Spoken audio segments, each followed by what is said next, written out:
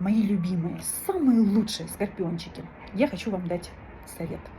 Здесь, в зоне предупреждения, карта просит быть очень аккуратными в плане своих бизнес-партнеров, тех людей, с кем мы хотим что-то открыть, что-то создать, что-то запланировать, везде, где есть счет, расчет и деньги. Это карта, когда кто-то попытается нас обмануть, кто-то, кто захочет за нашей спиной что-то сделать, какую-то вах-подлянку. Но эта карта, как правило, нам подсказывает, что бы ни произошло, что бы ни делали, мы все равно об этом узнаем. Не зря же мы скорпионы, друзья. У нас очень хорошо работает третий глаз. У скорпионов лучше всех работает интуиция, лучше всех из всех знаков гороскопа, потому что только у этого знака есть предрасположенность к космосу, к видению.